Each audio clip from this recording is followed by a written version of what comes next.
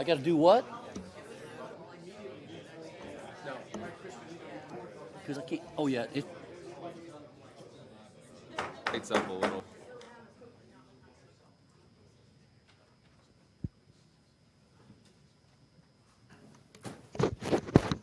Well, good morning, everyone, and welcome. And I know it was a little different getting here for many of you today. And just for our record, it's October 5th, 2022. It's 9:30. This is the Peace River, Manasota Regional Water Supply Authority Board of Directors meeting. And what I'm going to ask is Commissioner Truex, without any warning. There's three of us. We have a quorum, but Commissioner Truex, would you help us with the invocation, and then we'll do the pledge. So please rise if you're able. I like being chairman because I get to do this to people. This isn't fun. Good morning, everyone. Please bow your heads. Dear Heavenly Father, we ask that you keep your hand upon the state of Florida. Many counties have been affected, particularly in Southwest Florida, and many families are just dismayed and displaced and struggling these days. So we ask that you help uplift them through us being uplifting to them. Let us remember to be kindful and respectful to each and every individual. We ask that you bless all those that work within the Water Authority to provide us good, clean water, and bless the first responders, the National Guard that are here to assist us as we battle through this time. We ask that you protect them as they serve here and around the world. In your name we pray. Amen. Amen. I pledge allegiance to the flag of the United States of America and to the republic for which it stands, one nation, under God, indivisible, with liberty and justice for all. We're going to do our regular pattern of circulating through the room, starting on your left and introducing ourselves. But before we do that, there's a fella in a black polo shirt in the back.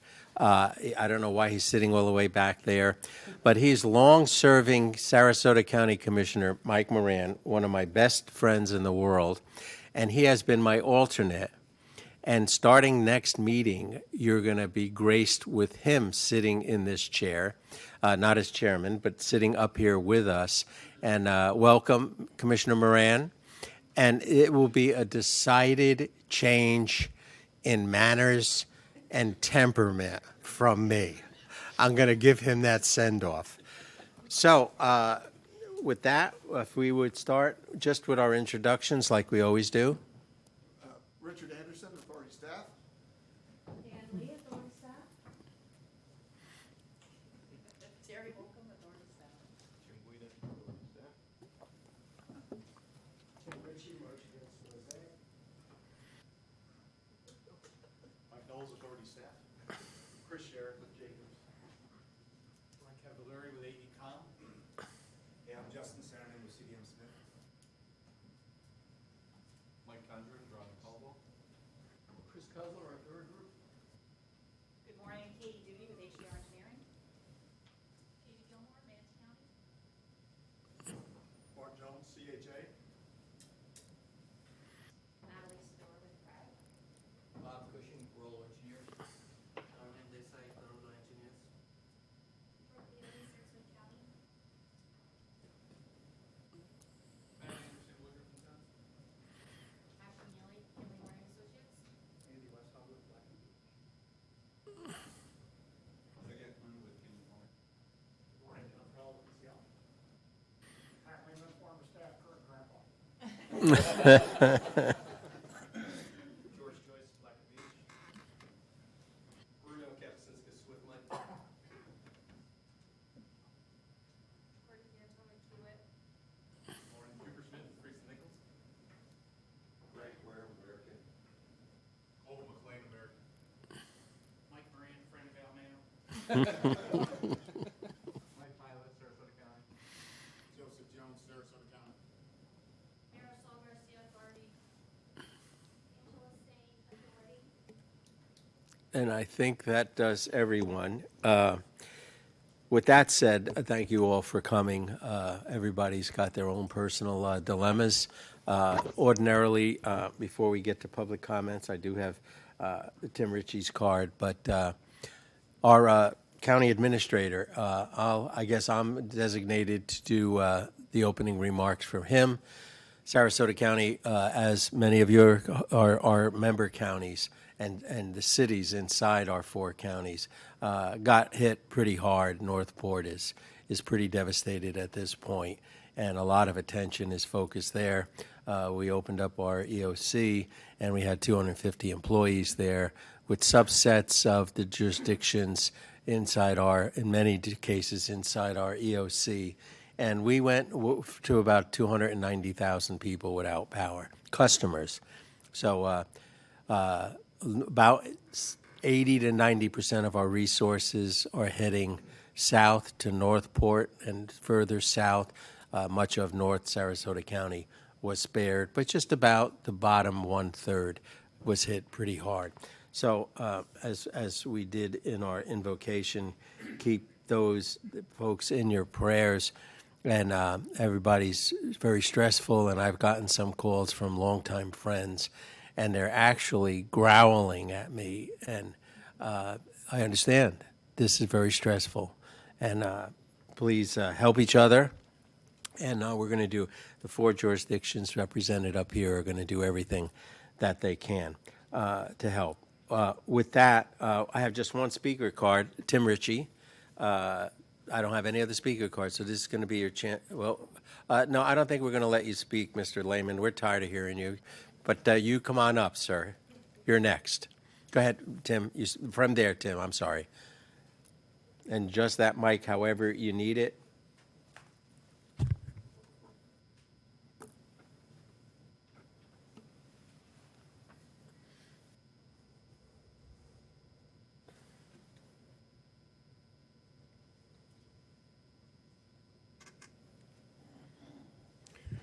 Well, good morning, everybody. Hurricane Ian was pretty horrific. I took my girlfriend and our 2 dogs and my mom, and I evacuated the day before to the East Coast. Considering she had just had a hip replacement surgery, I figured it would be a good thing to make sure she had air conditioning. You don't want to see my mom grouchy. But what I want to talk about is the Peace River Basin Report. And when you think about how high the Peace River was during this event, and I have some footage that I'm going to share with everybody in the next month, because my friends were out there at midnight and 2, 3 in the morning doing rescues, and they navigate the river every weekend. It's river time with the kids. So these guys are experts on the Peace River. And my big concern is the integrity of the phospho-gyp stack systems and the clay settling areas and the holding ponds. And by the way, Tom, thank you for these reports, because they just get better and better every time I read them. These are filled with factual information that most people, if you were reading them, you would be very concerned. And I think about Queen Elizabeth when she first was about to take the throne, and her father, they have a big stack.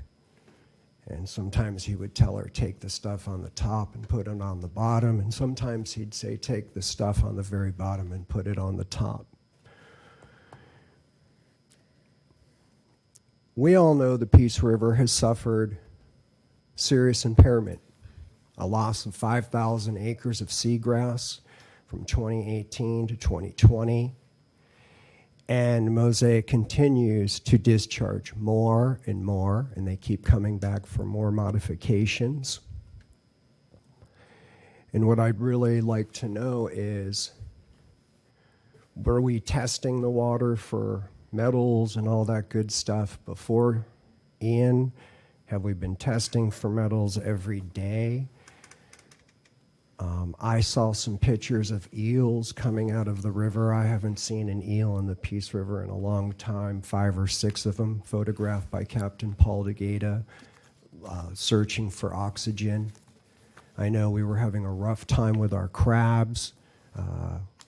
You were able to put a pot, fresh crabs down in 10 minutes, pull them up, they were dead. And I can't imagine it's all from runoff, from the rain. I can't imagine this is from septic. And after driving across the state back and forth every day, a couple times a day, and taking different routes because of the flooding, I got to see some areas like the Kissimmee River and places that I have not got to see. And I started talking to some of the locals over there, like at Stort Beach, on the beach, the fishermen, and talking about their situation with their rivers and water. And on the way home, there's no other industry up our rivers that are discharging into our rivers. We have Manatee discharging up into Horse Creek from Whidden. That goes into the Myakka. The Horse Creek is so deep that it cuts all the way through the Myakka and goes all the way to the Peace River. And if Mosaic gets to have their way in 2025, and they're going to keep coming back and trying to put something like that, public safety is number one. Mr. Ritchie. Thank you, Mr. Mayo. Thank you so much, my friend. Listen, congratulations, and we'll see you around, I'm sure. So. Oh yeah, I may show up at one of your meetings and scared and ask to speak. So just be turn around is fair play, buddy. We would love that. Thank you, sir. Have a great day. All right, now we have a fellow that looks reasonably familiar, Pat Lehman. We only allow kind and generous speakers, Pat. So. Oh, well, goodbye then. Now, good morning, Mr. Chairman, members of the board. Pat Lehman, as I said, former employee. And I can guarantee you, coming down I-75 from the north, there's a whole lot of help on the way. But my purpose today is that I wanted to recognize one special person. During my 3 decades serving this authority, I worked under a whole lot of fine commissioners from all 4 counties. I will say that as I look back in my past, that 3 of them really stood out a little bit above and beyond the others because they pushed this authority forward. One of them, unfortunately, we have to say goodbye to today, Mr. Commissioner Mayo. Commissioner Mayo, as you know, served 8 years. I was 7 years with him, but of course I knew him well before that, so I had that pleasure, and no, I know you will not disappear. But it was Commissioner Mayo. He was respectful, appreciative of his fellow board members, of the staff, everyone that touched this authority. Because of that, he was able to unite 4 counties, diverse in their needs, but for the common goal of water. And obviously, all of you could have sat back on your laurels with what exists today, but you pushed forward. You pushed forward so that there's water surety for the future generations.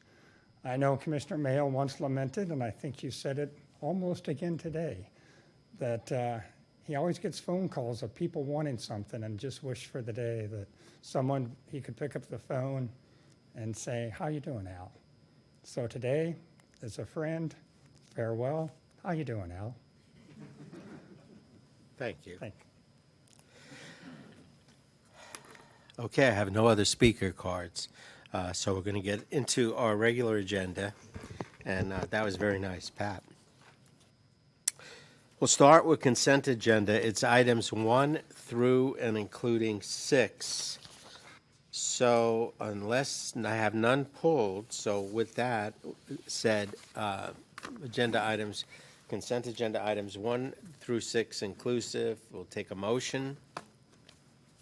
I'll make a motion to approve the consent agenda. Second. Okay, a motion by Commissioner Cruz, second by Commissioner Truex. All those in favor signify by saying aye. Aye. Is anyone opposed? Chair votes aye. That motion passes 3-0. With that, we will start with our regular agenda. Item number 1 is Richard Anderson is going to help us with water supply conditions. Good morning, Mr. Chair. The normal item 1 that I have is in your board books. With your permission, I'd like to just leave that in the file, and I have some updates from Irma and some video, and with your permission, I'd like to show that, if that's okay. Oh, absolutely, Okay, absolutely. great.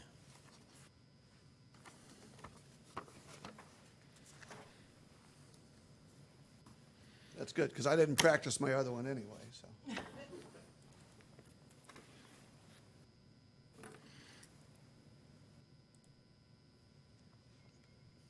There we go.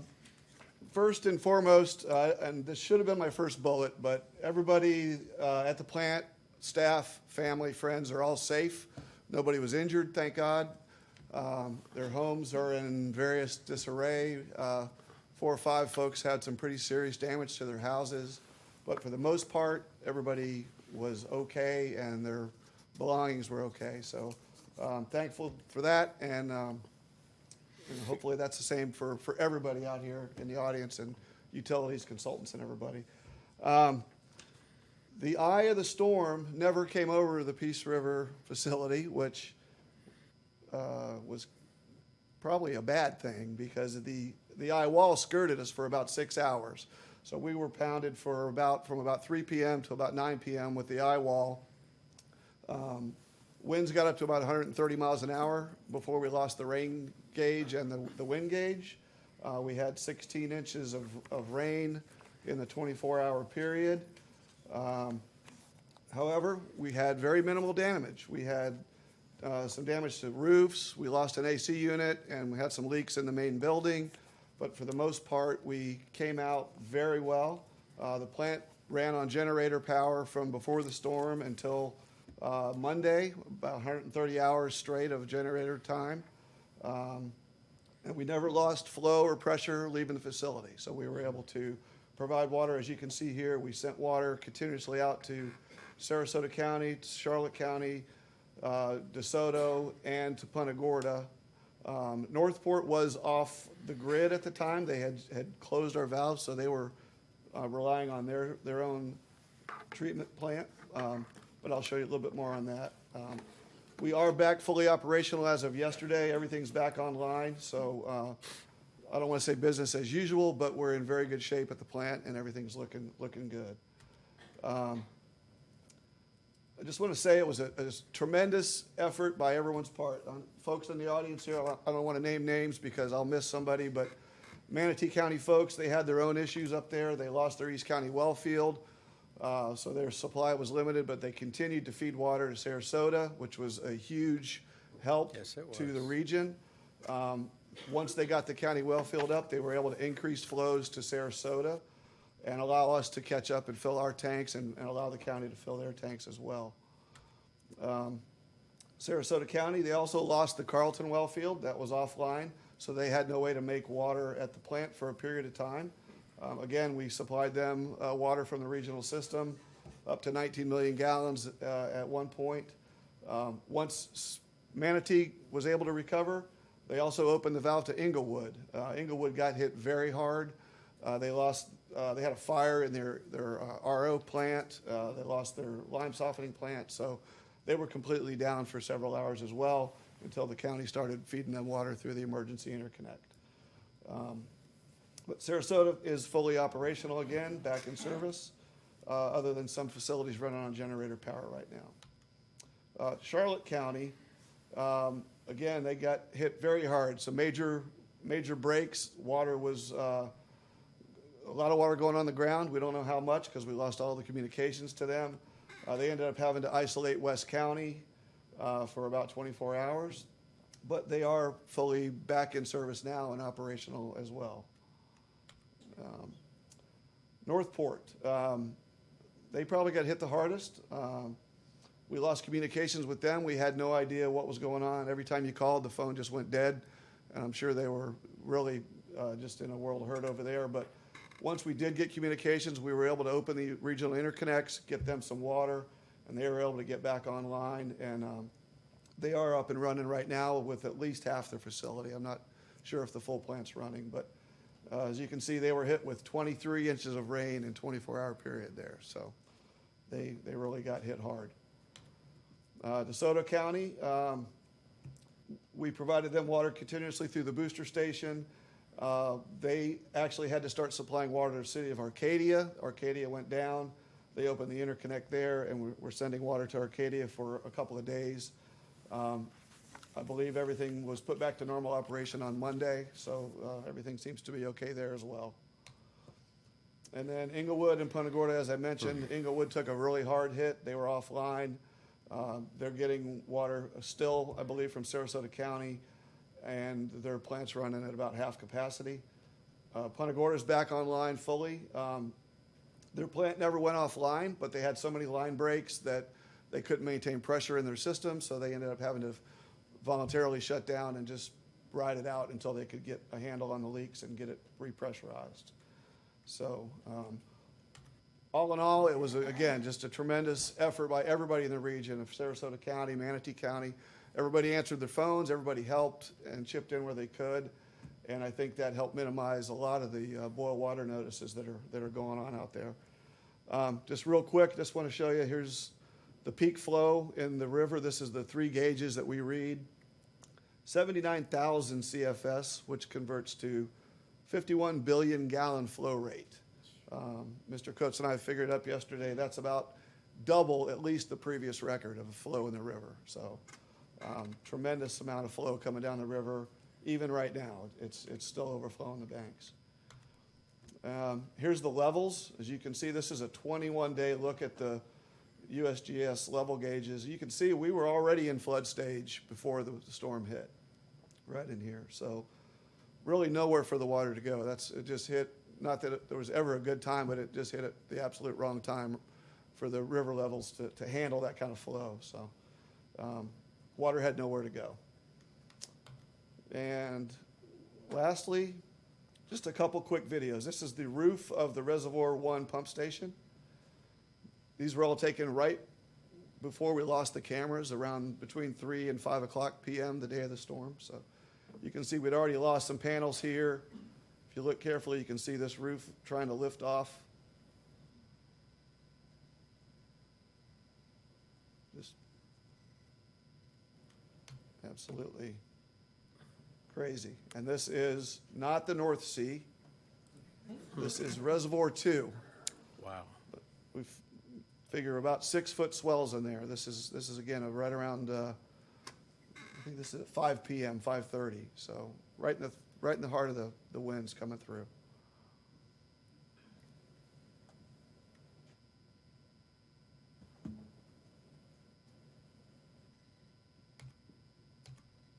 And this is looking out the back door of the operations building towards the maintenance building. Again, this was a little earlier, about 4 o'clock.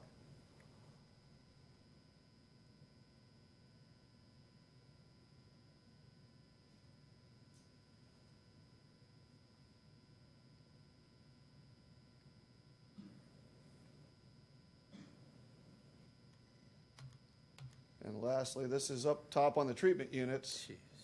And this was right when we lost the camera.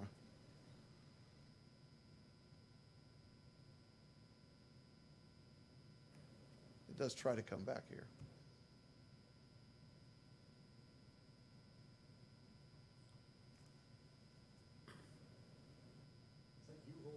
I am holding the camera, yes, sir. So just want to give you a little flavor of what everyone went through, not just the authority staff, but everybody here, all the utility staff. So it was a monumental effort by everybody in the region. And here's our crack team of recovery mechanics routing the pole out there. Now, at least after 4 days of working nonstop, they still had a sense of humor, so I figured I'd put that in there. And with that, I'd be happy to answer any questions or anything you guys might have. Any questions? Richard, can you get me that electronically so I can share it with my board Absolutely. next Sure. week? Be glad to. Thank you so much. Thank you. No questions. Okay, Richard, thank you so much. Is Laura here, or you want to do that, please? Laura is on the way, so she will be here in about 15 minutes. If we could Skip, that item that's and come fine. back to it, that'd be That's fine. All right, with that said, we're going to delay item number 2. We're going to do item number 3, $100 million line of credit approval. That's all right, let's do the line of credit item and give her a chance to get settled. Okay. Let's get to your item. We'll get you back. Well, you caught us. We were talking about you just a moment ago. All right, so Ann Lee is going to help us with item number 3. Go, I'm sorry. We have somebody missing from number 3. They'll be here in a little while. Perhaps we can take number 4. Okay, that's fine. That's fine. Item number 4. I'm ready. Yes, you are. Projects for the State of Florida, grant funding, local funding initiatives. Terry Holcomb, who's here, smiling, grinning, ready to go. Yes, sir. Smiling and ready to go once I find my presentation.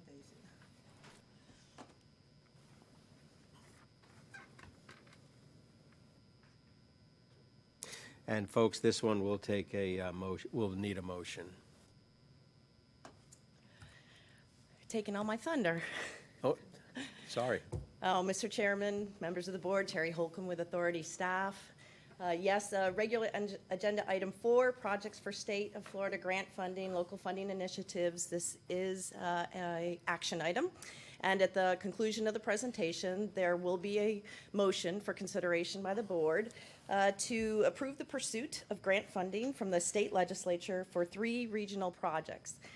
So the Florida House and Senate have established a process for agencies to request funding for local projects. Now, that process includes submitting an application for local funding initiative grants, as well as securing sponsors, and that's both a House sponsor and a Senate sponsor, to kind of help shuttle those requests through the legislative process. So we will be requesting permission to submit requests for 3 of the authority's regional projects. That includes the Peace River Regional Reservoir Project, the Phase 2B Pipeline Project, and the Phase 3C Pipeline Project. Today's presentation, we're going to be brief. We're just going to go over a high overview of where those projects are located within the region. We're going to cover some of the information that we're going to be sharing with the legislators through the process, including the estimated FY24 grant funding requests. And then we're going to also cover the legislative funding schedule.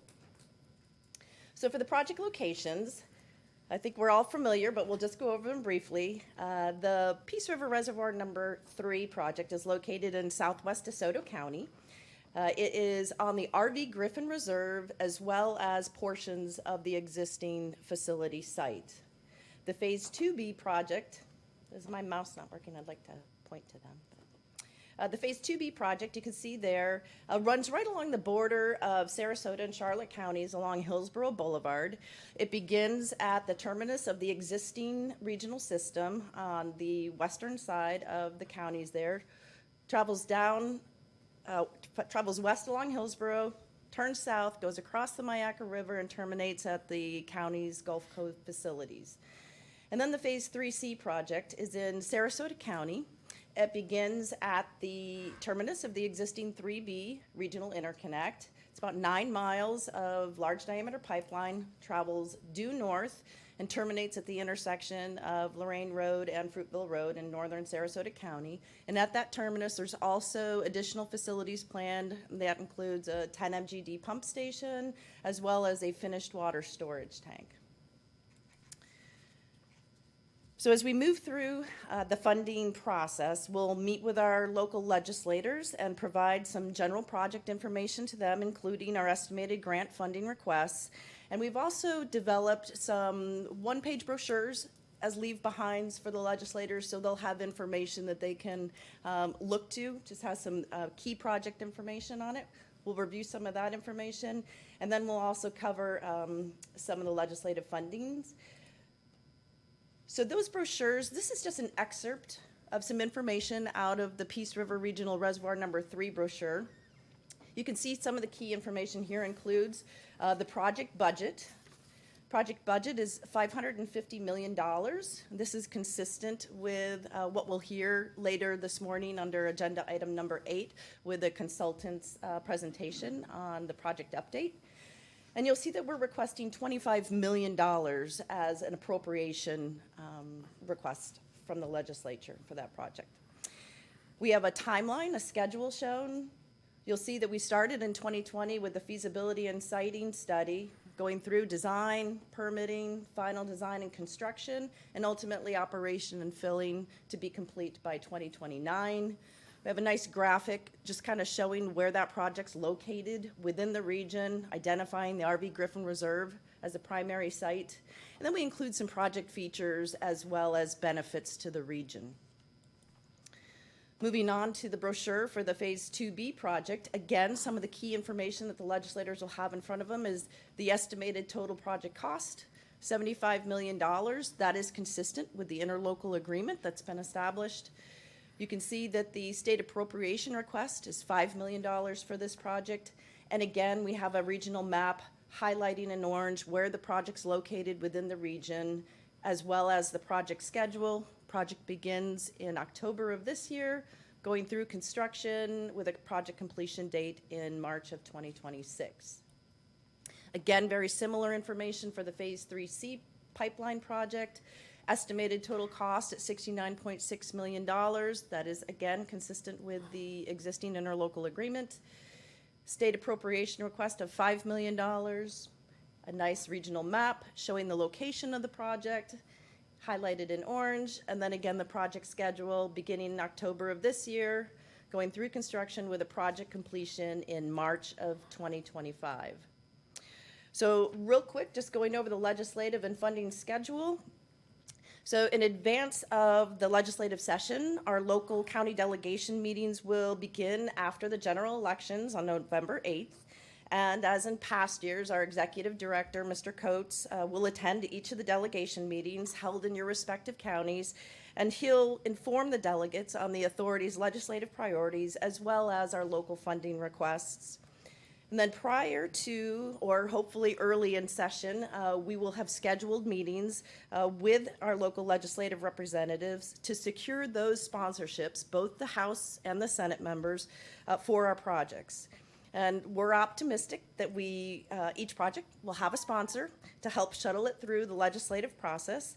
And by May 5th, we will know which projects have actually made it to the governor's budget side.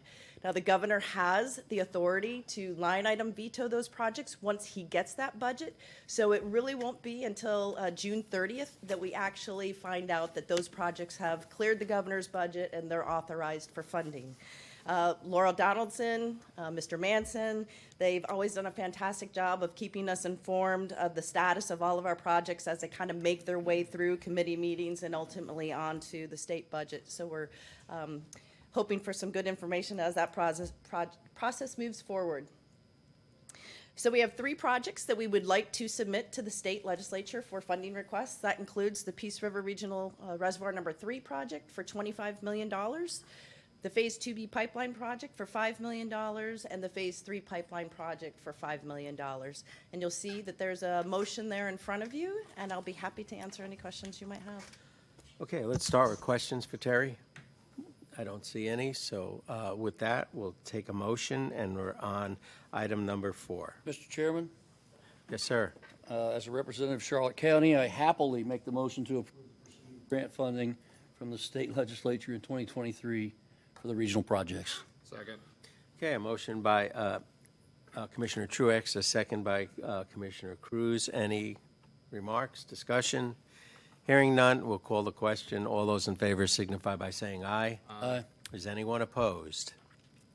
Chair votes aye. So item number 4 on our agenda today moves forward with a 3-0 approval. Okay, with that, let's do the next one before we get to the 2, or possibly get to the 2 that we moved past. We're on item number 5 of the regular agenda, Swift Mud Fiscal Year 2024 Cooperative Funding Initiative, updated project co-funding applications, and Mr. Guida is going to help us with this.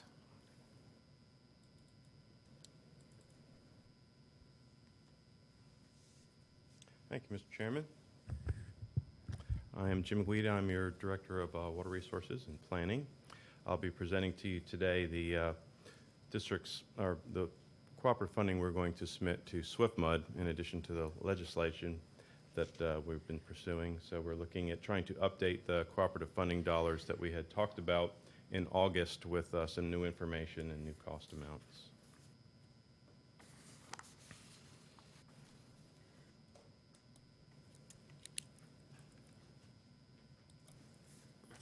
So first, we'd like to present to you the updated costs for each of the projects and provide you a comparison of the amounts that we had for each of the projects and in total in the August board. And then we'd like to receive your approval to submit these cooperative funding applications as proposed today. So we've got 5 cooperative funding projects to the Water Management District. And 3 of those will have changes in proposed costs today, and 2 will not. So the ones that have the changes are the ones you see listed as 1, 2, and 3, the Peace River Reservoir project, and the other 2 will be the Phase 2B and Phase 3C interconnect projects. The other 2 projects are our Integrated Regional Water Supply Plan and a Regional Reclaimed Water Study, which will not have a change in cost. The priority ranking will be the same as we had in August. You recently just saw from Terry the project location map, but what we're talking about here is if you can look in the northern parts of Sarasota there with the red elliptical, that's the Phase 3C, and then down in the southern areas of the boundary between Sarasota County and Charlotte County. In blue is Phase 2B, and where the star is at Peace River Facility is where the reservoir will be, obviously, and then region-wide is what the other 2 projects will be. So there's some reasons why we want to do these updates and why we're recommending that we change the costs. Primary among these is the Water Management District's Governing Board policy has been updated. The 3 big projects we've got are going to be final design and construction projects. And construction project increases after funds are actually cooperative funding agreements are entered into will no longer be considered by the Water Management District. So we want to make sure that our cost estimates are reasonable but conservative. The previous estimates we had for PR3 was actually the feasibility and siting report. Apologize for the graphic error there. And we also had the routing and feasibility studies for Phase 2B and 3C. So relatively early in the process, those projects were at the time the previous costs were presented. And certainly the reliability of a cost estimate goes up the closer we get to final design. With the PR3 project, we recently received the 15% design report, which you'll, as Terry mentioned, you'll be getting a report on item 8, I believe it is, today, to get an update on the status of the project. So we want to use that best available cost estimate for the PR3 project. And for Phase 2B and 3C, we want to do, as Terry mentioned, to make the costs that we include be consistent with the interlocal agreements in case the projects are higher than we estimated in the feasibility studies. So this is a summary of the August versus the October updated costs. I won't read all the different items on here, but you can see the ranking on the left. And again, the ranking is the same, 1 through 5. The projects that are shown in bold are the ones with changes in costs. And then the third column from the left is the August board-approved cooperative funding total costs, and the next column over is our revised cooperative funding and the difference between the 2 of them. So you can see in total the increase among all 5 projects, the difference in cost is about $238,679,000, so a considerable increase in cost. So the final proposed projects that we're recommending we submit and the requested matches are shown here. Again, the same information bolded for the 3 big projects that are changing. And what we've also provided here in additional to total cost in the columns on the right is the requested match from the Water Management District and the authority's funds as well. So to the degree that we actually qualify or are eligible for funding from the Water Management District, we're going to request 50% of the project costs. It doesn't break out exactly that way here in front of you because there's a lot of details that go into this, including what's eligible for mitigation. For example, mitigation is not eligible for funding from the Water Management District for wetlands. Land acquisition is not, but there's also dollars from FDP for their alternative water supply funding. So it doesn't break out cleanly that way, but those eligible funds will be a 50% match request. So you can see the breakdown here. with the total project costs among all 5 projects being $704,700,000. The requested match from the Water Management District at $342,350,000, and the authority's funds at $362,350,000. So I'll stop here. I have the recommended motion, but if there are questions, I'd be happy to try and answer them. Any questions for Mr. Guida?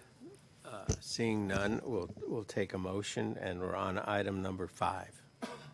Yep, Mr. Chairman, I'm happy to make the motion. I just want to make a comment that it's imperative to Charlotte County that we pursue these funds with our percentage, obviously, so we very much support this. So I move that to authorize submittal of the authority's fiscal year 2024 cooperative funding initiative applications to the Southwest Florida Water Management District for 5 regional projects and approve recommended project cooperative funding ranking. So we're on item number 5 in the regular agenda. We have a motion by Commissioner Truex, a second by Commissioner Cruz. Any further discussion? We'll call the question. All those in favor signify by saying aye. Aye. Is anyone opposed? Chair votes aye. Item number 5 of our regular agenda moves forward with a 3-0 approval. With that, let's just give our folks a little bit more time. We'll go to item number 6, which is the Phase 3C Regional Interconnect Contract Approval and Guaranteed Maximum Price number 1. And Mike Knowles is going to help us with that. Good morning, Mike. Good morning, Commissioner. Let's see, regular 6.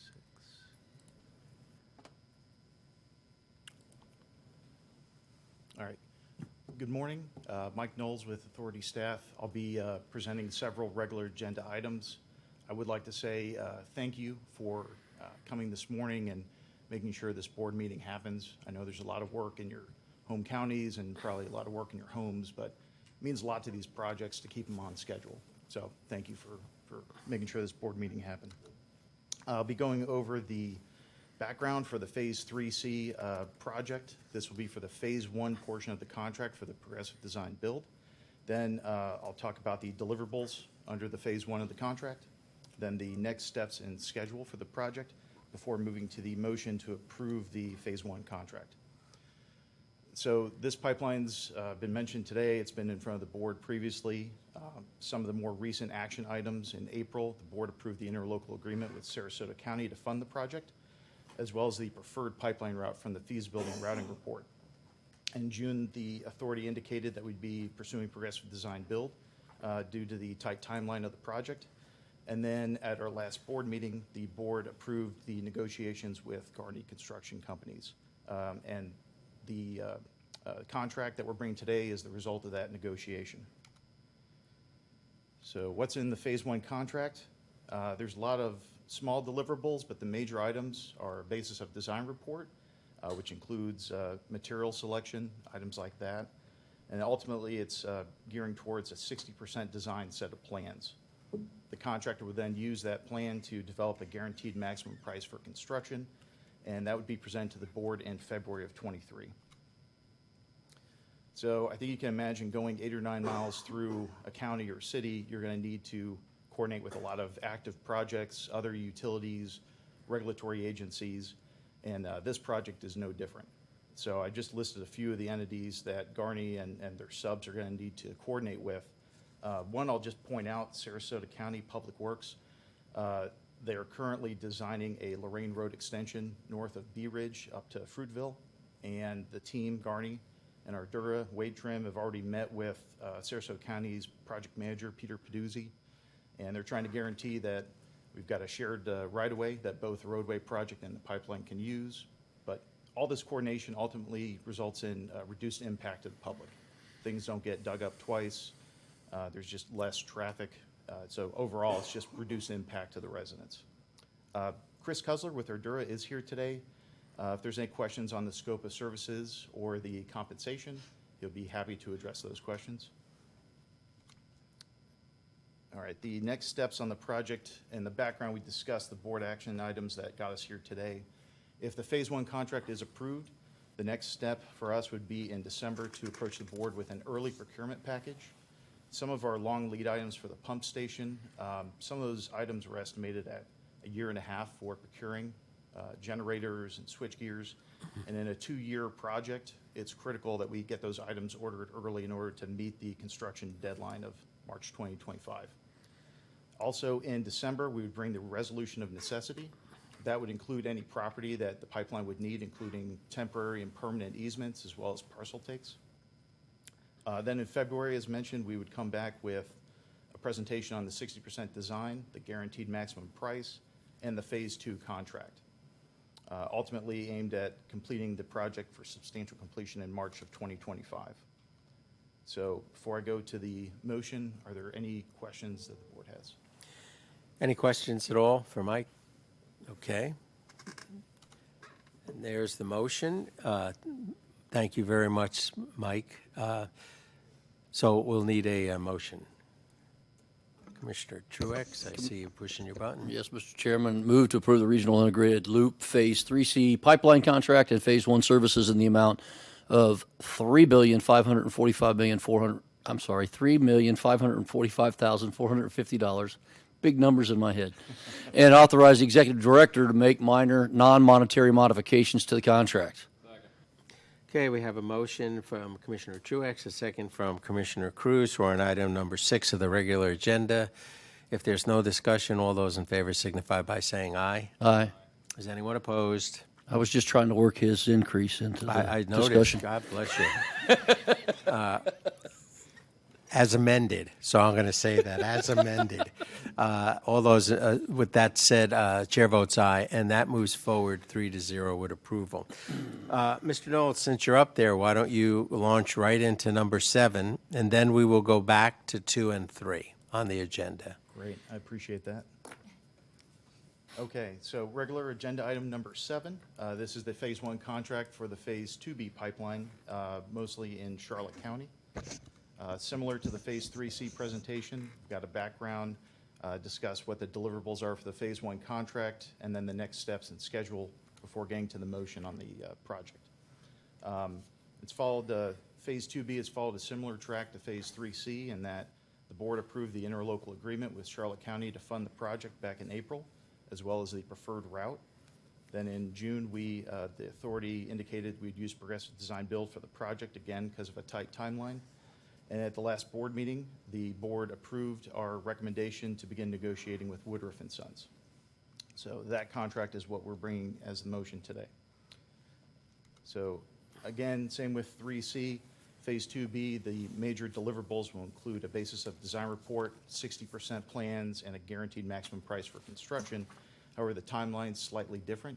This would be coming back to the board in October of next year. So if you can imagine, if 9 miles had a lot of impact and coordination through Sarasota County, this project being 13 miles through mostly Charlotte, actually bordering Charlotte and Sarasota County, has a lot of interaction that has to take place. I'll just mention one of the items that's being coordinated now with Woodruff and Sons and Kinley Horn is the repaving of Hillsborough Boulevard. That's something where it's shared between Northport and Charlotte County. And so we're working with Public Works from both county and city to make sure that that's not repaved ahead of the pipeline project. That, again, reducing the impact of the public is our goal here. So that road should only get paved once. And I will mention that Ashley Mealy with Kinley Horn and Matt Anderson with Woodruff and Sons is here. So if you have any questions on the scope of work or the compensation, they'd be happy to come up and address those. Moving to the schedule, in the background, we covered getting to this point today, and if Phase 1 contract's approved, we would be looking at an early procurement package in February of '23. There's 13 miles of pipe to be ordered. It would be great to order some of that ahead of time so the contractor can put a shovel in the ground as soon as he's given notice to proceed on construction. We'd also bring a resolution of necessity. That's for any temporary permanent easements or parcels that the pipeline would require. So that would be coming back to the board in February. Then October of '23, a year from now, we would bring a presentation on the 60% design and guaranteed maximum price, as well as the Phase 2 contract. That would take us through final design and construction of the pipeline, aimed at delivering for substantial completion in March of 2026. So if the board has any questions, that's the end of the Any questions for Mr. Knowles? Seeing none, we'll get that motion up there, Mike. Yes. So we'll entertain a motion. Mr. Truex. Mr. Chairman, I move to approve the Regional Integrated Loop Phase 2B pipeline contract and Phase 1 services in the amount of $5,067,144.81 and authorize the Executive Director to make minor non-monetary modifications to the contract. Second. Moved by Commissioner Truex, seconded by Commissioner Cruz. We are on item number 7 of the regular agenda. All those in favor signify by saying aye. Aye. Is anyone opposed? Chair votes aye. That motion moves through 3-0. Thank you, Mr. Knowles. And now we're going to ask Ms. Donaldson if she'll come up to do item number 2, the legislative priorities for fiscal year 2023. And I think you can see by the tempo here and the motions being made, this is a big day for Peace River. This is a lot of things happening. And If I could interject while they're going in there, I want to just mention how hard Mr. Knowles and staff worked. to put these Absolutely. family contractors worked contracts together in a very tight time frame, and they did an excellent job. Everybody came together, made themselves available, and spent the time that it took to make sure we have good documents going forward. I know it's no joy for anyone but the lawyers to work on those long contract documents, and I appreciate that. no, you said that well, and I have to tell you, we gave our staff and all our consultants extremely, I keep being told, extremely aggressive timelines, and they've met every single one, and our staff. Good morning. Good morning. I apologize for being late. No apology necessary. Did not expect it to take me more than 2 hours to get from Tampa this morning. So I do apologize. So I'm Laura Donaldson. I am a shareholder with Doug Manson. I've been working with Peace River Stuff actually since I started working with him back in 2003. And so I'm going to give you a legislative priority. Before you, I did not include a slide, but we will have a motion to approve the 2023 legislative priorities. So I'm just going to go through, we all know you're elected officials. We got a lot of elections going on, right? I mean, if you watch anything, I watch football, we watch the political ads, it's all over the place. But as we know, Governor DeSantis and former Governor Chris are running against each other. And that is somewhat impacting what's happening up in Tallahassee. Rulemaking slows down a little bit because we don't want anything controversial happening. We also have all 160 legislative seats are open because of reapportionment. It's very exciting when this happens every 10 years, but 16 of the 40 Senate seats, the senators have already been elected. And then for the House, 48 of the 120 seats. In reality, for the Senate, there's only 5 competitive seats. And so we really know the Republicans are going to stay in control of both the House and the Senate, and the question is going to be how much control, because the more a party has the majority, the more likely they're able to push things through that are controversial. I have pictures here. Senator Pasadomo, she's the president designate. She's actually from Naples. She is an attorney, real estate. She right now is dealing with her house that get flooded with the hurricane. I talked to her yesterday. And then Speaker Designate Brenner, he is from Palm Coast. He is also a lawyer. So it's been a long time since we've had 2 lawyers on both chambers. What's interesting with Speaker Designate Brenner, he's very interested in water. He's been interested in water since he got elected. He has some thoughts, and one of the items that's on the priority list is because of things that we're hearing coming out of the incoming speaker's office about water. Just real quickly, you guys know this, but just in case anyone in the audience doesn't, it's next year is an odd year, which means we get to start on the first Tuesday, the first full week of March, which is March 7th. And if we finish on time, we end May 5th. We did not finish on time last year, so hopefully we'll finish on time this year. They'll have a committee week in November because everyone gets sworn in, but we'll probably have a committee week in December.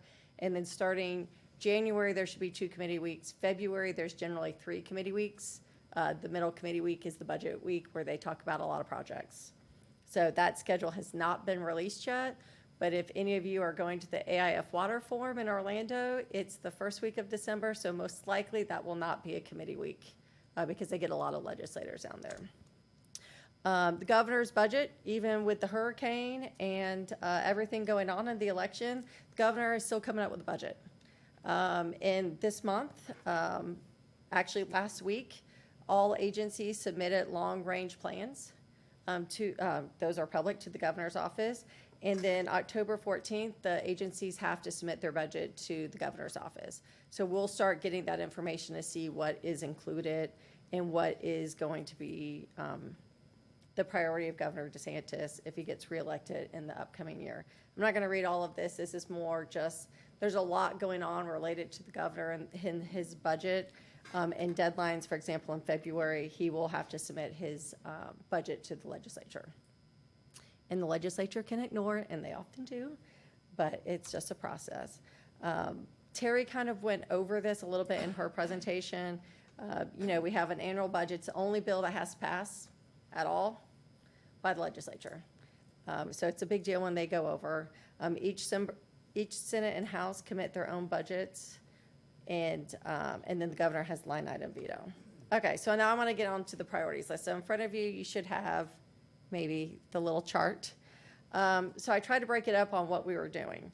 So support and request funding. Well, luckily, you guys just approved the first item, which is the appropriations request. So this is basically, we were asking for approval for the appropriations request, alternative water supply funding. Historically, the state has been funding alternative water supply to DEP at $40 million. This past year it was 50, which is good because we were at like 40 million, I think, for 10 years. So getting the boost, and then the funding of existing state trust funds. This includes the resiliency trust funds, which the authority has been successful in getting funds from. I always like throwing this out because, people often forget the chaos. And it really doesn't even talk about the lobbyists getting involved, but this is how a bill becomes a law in the state of Florida, according to the House. It's better than putting like a sausage making machine up there to. You can just add an L for lobbyist all along that pathway, everywhere in there. Yeah. Well, I like the first one's concerned citizen. Like I already have a legislator filing a bill for me. Right. Just and depending on if someone gets reelected, he's filing a bill for me. So, yeah, it is kind of an interesting thing. And it also doesn't really show how much power staff has because of term limits. I worked in the legislature before term limits took place and then worked in it after term limits took place. And it really does make a difference because staff can block you at times because they've been there for 30 years or 20 years. Okay, so these are listed in your priorities chart as monitoring legislation, and I'm just going to talk real briefly. So the Potable Reuse Commission was something that was done by 3 associations to help DEP implement potable reuse in Florida. This is really instrumental for the state of Florida to meet future water supply demands. The legislature directed DEP to initiate rulemaking. That was 2 years ago. We still don't have rules. I've been working on those, and it's important to the authority because we need to make sure that things that are deemed indirect potable reuse don't effectively impact the authority's operations. For example, there is a local government that submitted a required report to DEP that said they were doing indirect potable reuse by putting their wastewater into the Peace River, and then the Peace River Authority was pulling it out. So we're just monitoring that. There may be some legislation because DEP is going really slow. ASR, the authority has a robust ASR system, and we just want to make sure no legislation gets filed that impacts the ability to do ASR. In addition, there's been some delays related to getting UIC permits and anything related to putting anything into the aquifer from DEP, so there may be some legislation to help that along. I put Chapter 373 Florida statute. So this is interesting. This is something that Representative Renner, or incoming speaker Representative Renner, is interested in looking at consumptive use permitting, as well as regional water, like everything related to Chapter 373, including somewhat related concurrency. If you've read down in pre-hurricane, Fort Myers was approving developments without water being available. And it's very controversial, so there's a concern up in Tallahassee about how can we, we had concurrency, so this didn't happen, and then we took away concurrency. So there's gonna be a lot of stuff going on with Chapter 373. Blue-Green Algae Task Force, some of the recommendations were implemented. They're still trying. The Stormwater Technical Advisory, you may question, why are we looking at that? Well, the task force, some of the members do not like reclaimed water and think that it's polluting the waterways and want to require reclaimed water to be much higher treated or not allowed in certain circumstances. That impacts you, right? Because reclaimed water is part of the water pie. So we are watching and monitoring that. The government independent special district operations. So this one, I monitor everything related to special districts that could impact you. Excuse Yeah. me 1 minute. Commissioner Truex has a question. Thank you, for- Mr. for Chairman. this topic. I was under the understanding that they were moving towards advanced treatment requirements. I know in Charlotte County, we're already moving our reclaim systems to advanced treatment, at least at 2 facilities. Correct. The question comes in is it's the cost and is it ultimately, so you get into a discussion about is it more efficient to treat it to be at that level for reclaimed water? Is it better to treat it at a higher standard and use it as potable?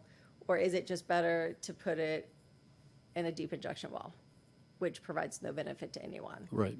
And so we're just watching to see. There was one meeting, one of my clients, we pushed back pretty hard because if reclaimed water has to get treated to almost drinking water standards, that does change that changes how we do water in Florida. Right. Right. Thank you. And it is pretty interesting. I mean, some people really think reclaimed water is what's killing our waterways and is the cause of blue-green algae. Okay. The government independent special district, so issues come up all session. I'll tell you, I was dealing really early this morning. We're in an emergency situation, and the in-person quorum was not waived in the governor's executive order for special districts, which is somewhat problematic, including those where there's no buildings in that local government. And so I do believe there's going to be a push to allow, when the governor declares an emergency order related to like an environment, a hurricane, that special district boards can meet virtually related to the quorum and sunshine. The local government efficiency task force actually recommended that, and it just hasn't happened, but I'm hoping with this last one, because it doesn't make sense if you, as a board, need to meet, but you can't physically get to, two of you being in person, you should be able to do it virtually. Another issue is there's been a crazy special district issue on the East Coast where an executive director became a broker and is making hundreds of thousands of dollars on real estate deals that the special district is doing because there's a loophole for special districts. I believe that's going to be some legislation that is filed. In fact, one of my clients, the Florida Association of Special Districts, we will probably be the ones who are recommending that legislation because that is really bad on special districts. So there's a catch-all under that one. We monitor. I work with Mike very closely. I send him things. I'm like, hey, is this an issue? We also have the solar FP&L cost recovery bill, which will be back. The governor vetoed it. It's going to be back. Okay, support. These 4 board members for SwiftMud terms expire March 1st, so they'll have to be reappointed. Obviously, we have an election, so something could happen. But if they get reappointed, then we will be working to support their confirmations through the Senate. In addition, so those are really the Florida legislative priorities. We're also supporting acquisition of lands to enhance water management and supply. For example, the Orange Hammock, that was something that we had worked on, my firm worked on. And then the implementation of Clean Water Act 404. Still a hot mess. Talk to any developer. It's taken a really long time to get the wetland issues resolved. Okay, federal issues, I'm gonna go really quickly through most of these. Because a lot of these have been ones that have been on the priority list. So continue to support tax exempt bond financing, continue support security at our drinking water facilities, continue support that our information is not disclosed under public records, support researching climate change on drinking water supplies, and then, of course, increase federal funding for water infrastructure projects. You know, we always want money. I know that there's been a lot of money the last couple of years related to water infrastructure. And then monitoring definition of waters of the U.S. I know last year we talked about this because that was right when some court cases came out. EPA is going through rulemaking. They've had public hearings this past summer trying to figure out what should the definition of waters be. And so we're waiting to see what that comes, what's proposed. Right now, they've given an indication they're going to go back where that if it's hydrologically connected to a navigable water, it's going to be a water of the U.S., which was the pre-2015 or pre-Obama rule, but we don't know what it's going to look like. And then finally, if any of you have been tracking PFAS and PFOA, this summer we've gotten a new advisory level of 0.004, which is less than 1 drop in an Olympic-sized swimming pool. It's very hard. You actually can't test at that low. And the federal government's moving forward with declaring sites with PFAS and PFOA as brownfield sites. So there's a lot going on. There's litigation going on. This is coming. DEP is not doing any rulemaking right now because the legislature passed the law that says they have to wait until 2025 to adopt any rules, and they only adopt them if EPA doesn't adopt them. So that's really quick about a lot of different issues. I apologize. But I would like, if you don't have any questions, a motion to approve the 2023 legislative priorities. All right, first, very well done. Thank you, Laura. Any questions? Okay, a motion now. We're on regular agenda item number 2. Yeah, I'll make a motion to approve the 2023 legislative policies. Second. Motion by Commissioner Cruz, second by Commissioner Truex. All those in favor signify by saying aye. Aye. Anyone opposed? Chair votes aye. That moves forward. Item number 2 of the regular agenda moves forward 3-0 in approval. Great, thank you so much. Thank you. Well done. Very well done. Yeah, we're going to move now back to item number 3. And Ann Lee and some other folks. I see Ann from our Peace River, and then I see Tom Giblin. So we're going to do item number 3 next. Yes. Good morning, Mr. Chair, Ann Lee of your staff. Today, I'm pleased to be before you with Tom Giblin, our bond counsel, to review the documents for the $100 million line of credit and obtain your approval for closing. For our agenda today, I'm going to briefly review the background of the line of credit, and I'll pass it over to Tom to review the legal documents before we present a motion for your consideration. Due to the foresight of this board, we began planning for our future water needs and required transmission pipelines several years ago. And over the past few board meetings, we have been discussing in detail on how to fund these investments. At the June 1st board workshop, we presented both long and short-term financing options, and the line of credit was deemed the most favorable option. With that knowledge, we went forward with procurement effort between June 22nd and July 11th with an RFP for a $100 million tax-exempt line of credit, and 5 timely submittals were received. At our August 3rd board meeting, we reviewed the term sheets that were received for the RFP effort, as well as an analysis of the rates, and the board approved PNC Bank as our lender as they provided the optimal mix of pricing, fees, terms, and conditions. And that brings us to where we are today, reviewing the documents for the final approval and closing of the line of credit. Good morning. Tom Giblin with Neighbors Giblin and Nickerson. We finished negotiating the agreement with PNC, which is the line of credit bank, and it's ready to be approved. The resolution you have before you has attached to it the form of the document that we're going to sign after this meeting, and that will put into motion the line of credit, and we will close on it on Friday. The line of credit itself is $100 million of revolving line of credit. And revolving means that if you pay down during the life of the line of credit, it becomes available to you. For example, if you were to draw down $50 million, pay back 10, you have 60 that are then left on the line that you could draw upon. And so that'll be true throughout the life of the line, which is 3 years. So you have 3 years in which to draw down monies. It is a variable rate instrument. The index is the Bloomberg Short-Term Bank Yield, BSBY, which is the acronym for it. And it'll be set monthly. So every month, you'll have a different interest rate. And so it's keyed into whatever the market conditions are on the date it's reset. We have the projects listed in Exhibit A. It's a fairly broad list of projects. It can be amended if you decide that you want to include other projects down the road. It's something that we can do. We would sit down with the bank, of course, and make sure that they have an understanding of what the new projects would consist of. The security for the line of credit is the same as what your senior bondholders have. They have your senior bondholders have a lien and a right to go against your net revenues. And the line of credit, there's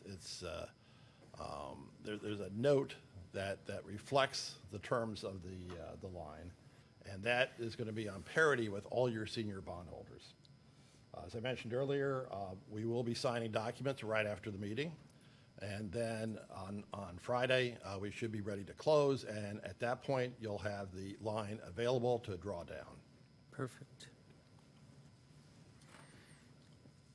Go ahead. With that, we have, take any questions that the board has before providing a motion for your consideration. Any questions? This was the most favorable of the terms. That's Yes, why sir. we decided this at the last meeting. Any questions? Doesn't appear so, Ann. All right. I will give you the following motion for your consideration. Do apologize for the length. No, we'll blame the attorneys, including the bond counsel. I appreciate Yes, that. yes. So who wants to be brave enough to offer this motion and read it all into, go ahead, Commissioner Cruz. You do All it. right. Very All right. brave.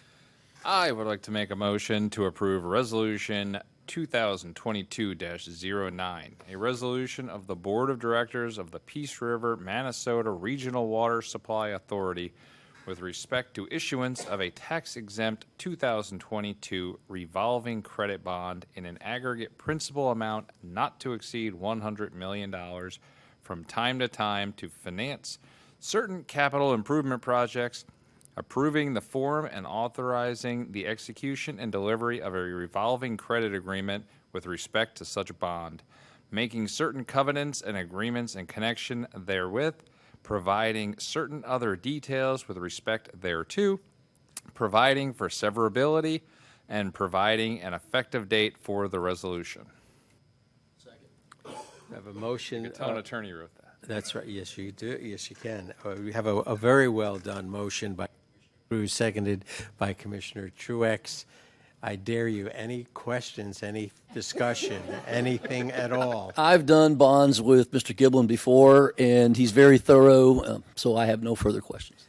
With that endorsement, we'll call the question. All those in favor signify by saying aye. Aye. Is anyone opposed? Chair votes aye. Item number 3 of the regular agenda moves forward with a 3-0 approval. Perfectly done. Thank you so much. Very important. Okay, we're now on item number 8 of the regular agenda, Peace River Reservoir, number 3, BR3, project update. And Terry Holcomb's coming back with Katie Duty.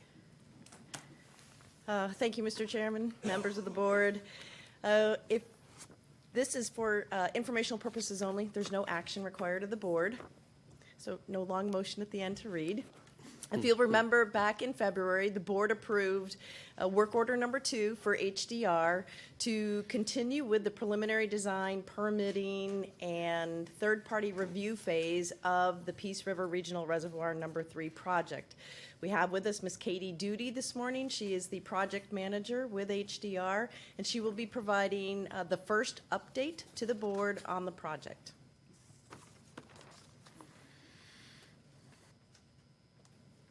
Good morning. Good morning. Happy to be here to talk to you about this project. Quick summary of what we're going to go over this morning. Just remind everybody what is included in the PR3 project. We'll give you design updates. At the end of last year, we submitted our 15% design. We'll give you an update on the cost, and you've heard a little bit about that, but I'll give you a few more details when we get to that part of it. And then we'll talk about what's next and answer any questions you might have. So, as a reminder, our project features include reservoir number 3, which is a 9 billion gallon reservoir. It includes a new intake pump station at the river. It includes many miles of connecting pipeline to take the new infrastructure and the existing infrastructure and move water around. And it also includes a new pump station at Reservoir 1, as well as a rehab of the existing. And the images you see here on the right, the upper right, these are out of the 15% design set, and it shows the reservoir and where it's located on the reserve. The bottom two show interconnections of pipelines and other components to the project. Quick update on our schedule. So as Terry shared earlier, we started siting and feasibility back in 2020. We're currently in the preliminary design and permitting phase of the project that's shown in the light blue. We anticipate a CMAR for construction being brought on at some point next year. With several years of actual construction progress. The CMAR and the design overlap, so we have an opportunity between the design team and the construction team to really collaborate and evaluate construction means and methods, and also start to procure equipment that have some long lead times on it. And then, as we've talked many times, this is a big reservoir. It'll take a while to fill, even when the river's nice and full, so it'll take us a while to get 9 billion gallons stored. The main goal is to be online by the 2027 wet season. So that's really the goal that's driving the schedule. A few things to highlight included in this phase. We started back in March, and our work order continues through June of next year. And the main goal of this phase is to work through preliminary design. We want to know where things are going, the size they're going, how things are interconnected. And then a critical path item is really on the permitting. We've also talked about this several times about how the permitting can be a long lead item. And so the end of this phase you'll see in yellow in the middle there in 2023 is the submittal of the ERP and other permits so that we can start that clock going and work through with the regulatory agencies. And then also as we go, provide updates on construction cost estimates. So design updates. A few more details on the major components that were included in our 15% design. We've got almost 3 miles of 84-inch pipeline, almost 2.5 miles of 54-inch pipeline, and a little over a half mile of 36. This is a big pipeline project, despite it being called a reservoir project. Speaking of the reservoir, we have 5 miles of 42-foot high reservoir embankment. Chairman Mayo, you've joked in the past about aren't we just digging a hole in the ground? No, we're actually creating a hole above the ground, one that's 5 miles around. So it's a big reservoir. We've got a couple pump stations included. The one on the river is 138 MGD of capacity. It's got 5 700 horsepower pumps. That pump station's being sized so that it'll have room for future expansion of it, but the pumps aren't going in right now.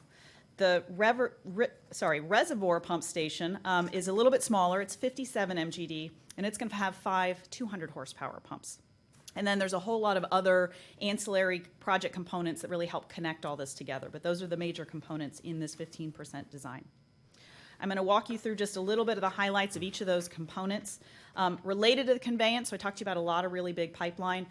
We worked with the authority staff to figure out how to maximize some flexibility and move water around. After I present the cost estimate, we're going to work on really figuring out what needs to be included right now in the construction project, maybe value engineer a few things, and then defer some costs to later. So the 15% design includes that maximum flexibility authority staff is looking for. In that, it includes some improved gravity flow back to the plant. That's one of the items we're going to talk about with authority staff about needing it now versus later. There are also 2 major crossings of Kings Highway with the pipeline from the river over to storage and then back over to the plant. The reservoir, again, you can see it here on the bottom left. This is situated on the southwest corner of the reserve. It has 9 billion gallons of storage. When we're approaching the reservoir design, it's approached very similar to Reservoir 2. You saw from Mr. Anderson's presentation earlier, the big waves that were in the reservoir during the hurricane. It's an engineered embankment. There's a lot of design and construction that goes into that so that you have a sound embankment that can stand storms like that. And the shape of this, if you're curious just how do we sort of lay it out, we've avoided on the northern side of the reserve. That's where the previous mitigation was for Reservoir 2 construction.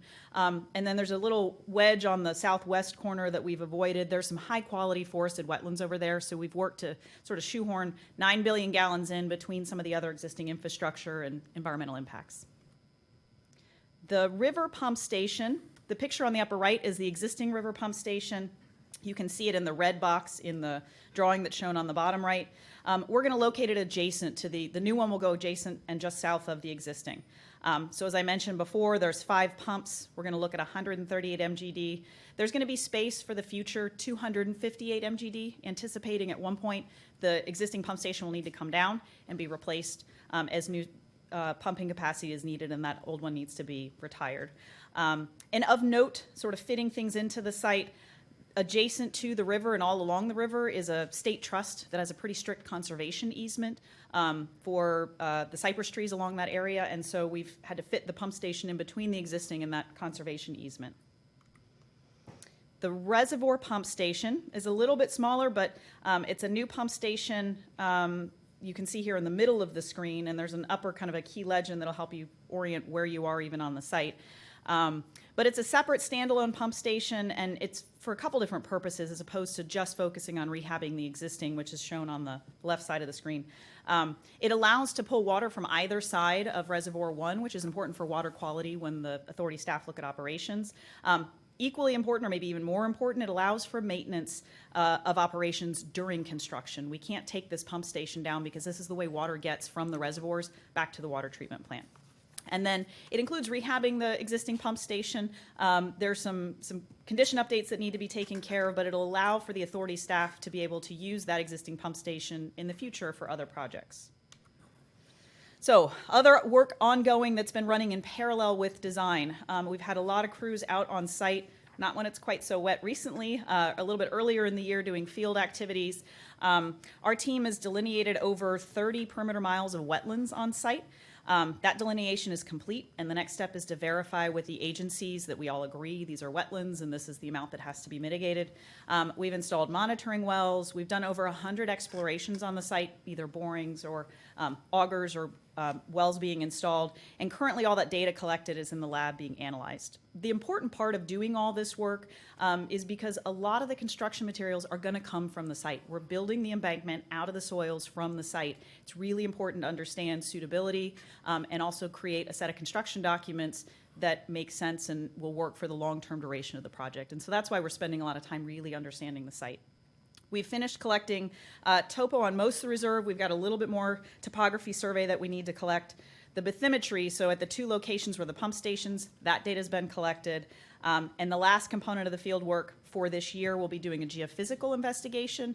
That's just confirming we understand foundation conditions related to sinkholes. There's been preliminary analysis. There's not concern for sinkholes on the site. For thoroughness of evaluation, this is just a best practice. Environmental impacts, we've completed on-site threatened and endangered species surveys. Most of those were done earlier in the year. There are specific timelines of when those have to be done based on species and their nesting seasons. And then I mentioned the wetland mitigation. We have, you may recall across the site, there's this sort of black and white dashed line. There are 2 wetland basins on the site. And so what that means is we've got to mitigate for those wetland impacts in both of those basins. We're working through some options on a range of ways we might be able to mitigate all of the wetland impacts. First, expanding the successful on-site mitigation the authority already has, looking at adjacent properties like Orange Hammock for additional wetlands. Purchasing bank credits as needed. We might need to purchase particularly some forested credits because those are difficult to create. And then looking at opportunities for regional partnerships. If we're doing something on the adjacent property, are there others that can participate in that? Quick snapshot of the wetland impacts. The image you see on the right is just what's been delineated in the wetlands, where the reservoir and other infrastructure is going.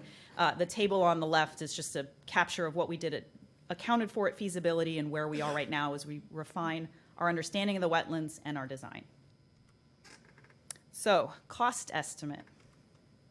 As a reminder, I won't walk through this again. There's a lot of major infrastructure that's included in this 15% design.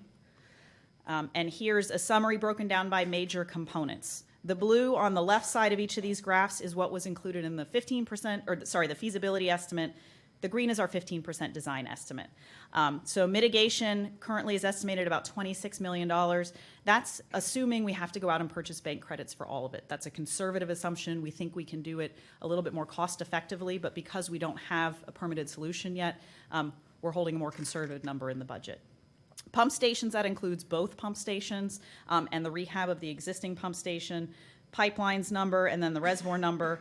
And it totals up in, these are current construction dollars. So this estimate was produced recently, but as you know, it won't be built for several years. So common practice with where we are in the design is to add a level of escalation out to construction.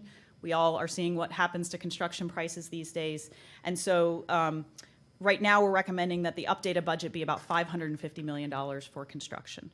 And that includes some escalation from now until we get to the construction window.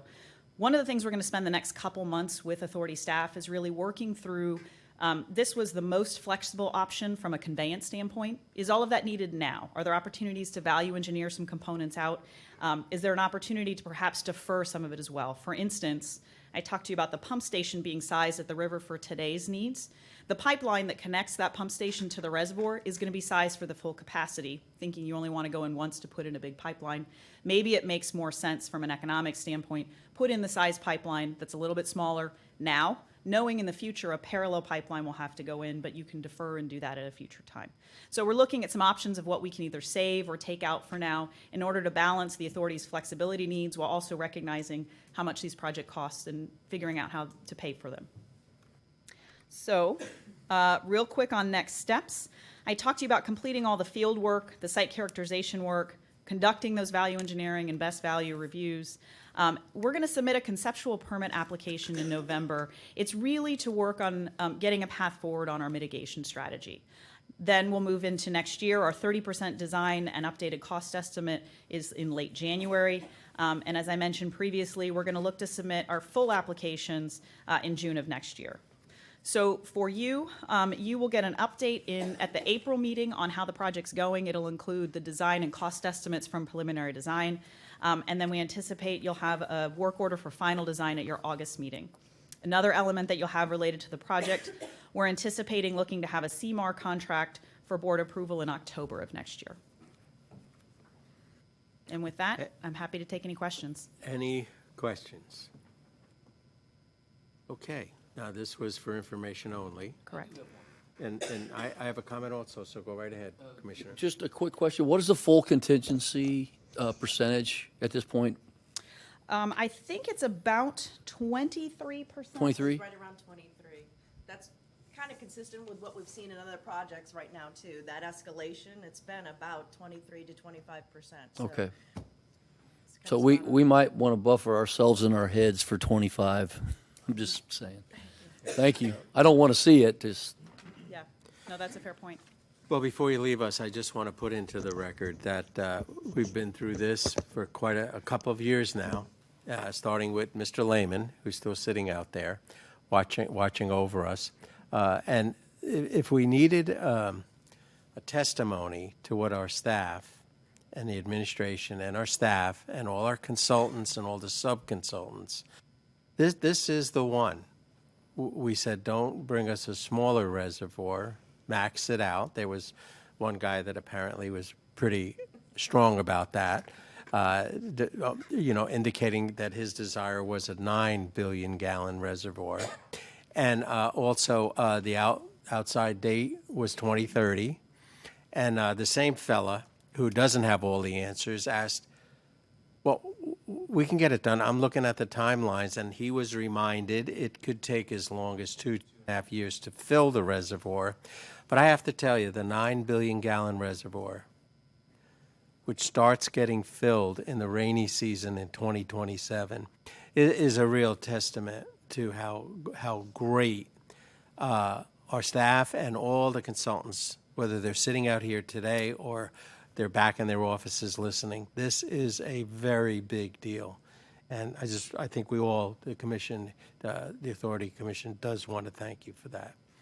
So with that, there's no motion, and thank you very, very much. Thank you for your time. We're now going to move to item number 9, which is Mike Knowles is back, going to help us again. This is the Regional Water Treatment Plant Expansion Project update. Great. Good morning again, Commissioners. Mike Knowles, Authority staff, here with Mike Condren. Mike is with Brown and Caldwell. He's the Authority's owner's agent. He'll be helping with the information-only presentation today. This is on the water treatment plant expansion update. Be covering a brief background on the project. Mike will be covering what the design criteria package includes, and then we'll go over the next steps and schedule for the project. In April, the treatment alternatives were presented through our capacity optimization study, and then in June, those alternatives were ranked as an information-only presentation to the board. At our last board meeting in August, the Surface Water Supply Expansion Project, PR3, with the water treatment plant expansion was approved by the board to move forward to meet customer needs. So our previous schedule for the water treatment plant expansion assumed that we could have SwiftMud cooperative funding submitted October of this year, and then proceed with procurement and go into design construction starting October of 2023. As you probably are aware, SwiftMud's changed their cooperative funding policy for when you can submit the cooperative funding. What impacted us is you have to have a preliminary design report done prior to doing that submittal, and that report has to be reviewed by a third party. So that update modified our schedule in that we can't submit the application right now. We've got to move ahead with a preliminary design and then submit October of 2023. So this is exactly the reason why the authority has an owner's agent to capture these things that come up. And so with a preliminary design or design criteria package, we're proposing that Brown and Caldwell complete that for the water treatment plant so we can submit funding in October of 2023. So with that, I'll let Mike talk a little bit about what's in the design criteria package. Morning, Mr. Chair, members of the board. Mike Condren with Brown and Caldwell. So how the design criteria process in this case works into similar treatment plant projects is really to define a box, if you will. All the constraints and considerations that you need to capture with enough level of detail that will support the cooperative funding application process that you're doing with the district. So what we're talking about is literally physically defining the site boundaries. Going back to that report prepared and delivered to you in June, it identified a number of new technologies that are different from the conventional process that you currently use at the treatment plant. So that's because there's a limited footprint available at the Peace River facility, so we're taking into consideration those kinds of aspects. Also, environmental and permitting requirements, finance and budget considerations, those cooperative funding requirements that the district will impose, and also where is that money coming from. So we'll be defining how all of that is put together into a design criteria package that'll ultimately be delivered by others. The project will be delivered by others. So we'll capture the technical and performance requirements that you expect to maintain the high level of finished water quality. And then there may be some specific authority preferences or requirements that are captured.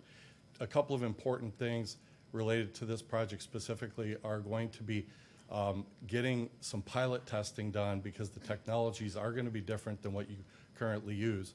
So as a consequence, and we've worked with many agencies across the country where money has been spent up front in piloting these technologies in a way that gives you the confidence moving forward that when the final design documents are being prepared, that the technologies actually will work with the raw water conditions that you have.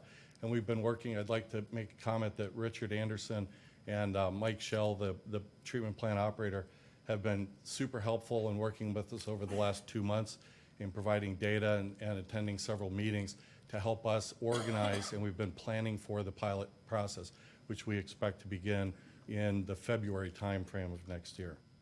So this design criteria package that we'll be preparing Again, it will include all of the codes and standards that are essential for the project. Again, performance requirements, minimum technical requirement criteria to meet the treatment requirements. Site and construction constraints will be taken into account. What are the startup and commissioning issues, O&M training requirements that the authority will want to see, and a preliminary list of permits and required approvals. So all in all, this helps you meet your cooperative funding deadline of October of next year, 1 year from today. It meets that SwiftMud third-party review timeline process as well. It will allow for multiple procurement options to be evaluated during the course of preparing the design criteria package. And most importantly, it's going to verify that the technology will work at the Peace River facility. So in a nutshell, that's how the design criteria package will look to support your cooperative funding schedule.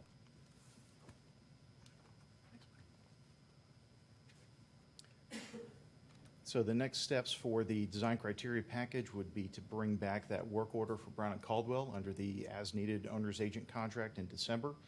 And then October of 2023, we would have our submittal to SwiftMud and also move towards procurement of design and then construction of the water treatment plant expansion.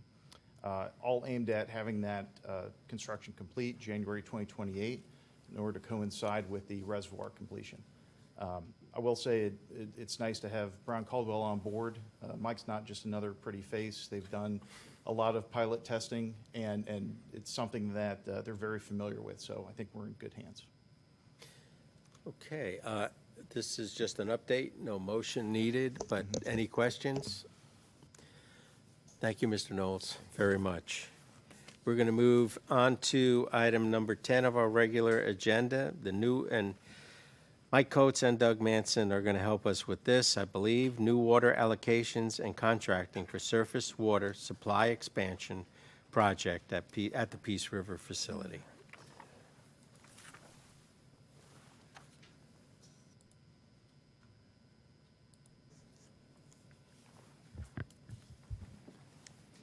Good morning, Mr. Chair, board members, Mike Coates of your staff. This item, we have really been talking about the new supplies and the contract requirements for the new supplies since June. And I want to get into a little bit more detail on those contract requirements, where we are now with it. But I'd like to first kind of set up and review some of what we've talked about before. This graphic shows the Peace River facility production since the authority acquired the facility back in 1991. At that time, we were producing about 7 million gallons a day.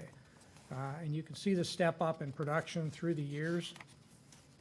And the facility expansions that came online to meet regional needs throughout that process, with Peace River option coming on in 2002, regional expansion program, which included Reservoir 2 coming on in 2008, and more recently, the 1991 rebuild in 2015. So we've been this route before. We've put new supplies online. We've expanded your allocations in the facility, and we're starting the next round of that expansion now. Those expansions are allocated by customer based on what you request.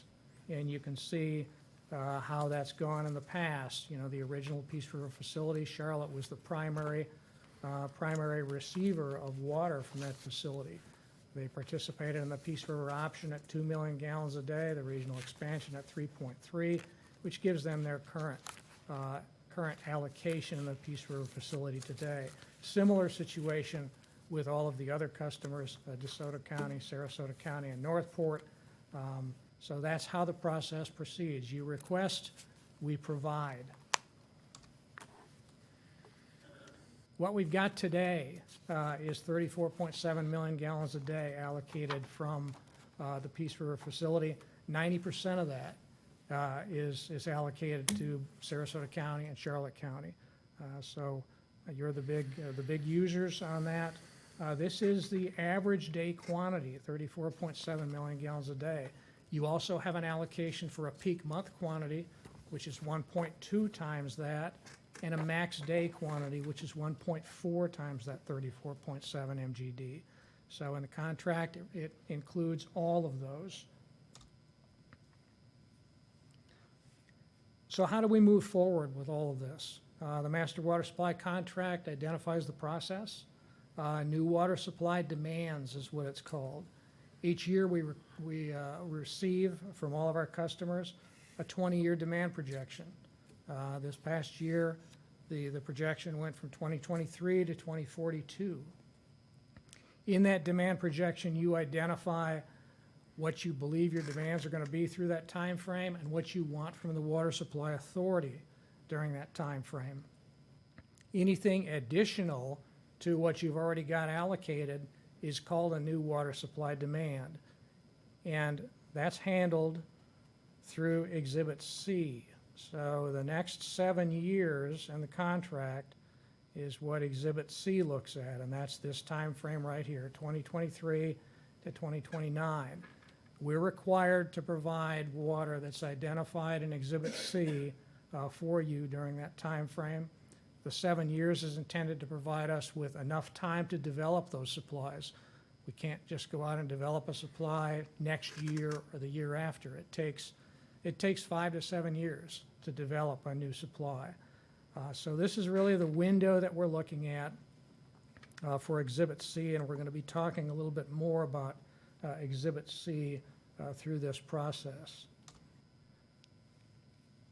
This is today's Exhibit C, 2015 through 2022, a whole bunch of zeros. Nobody needed any water until the last set of demand projections we got in, until the demand projections for 2023 to 2042.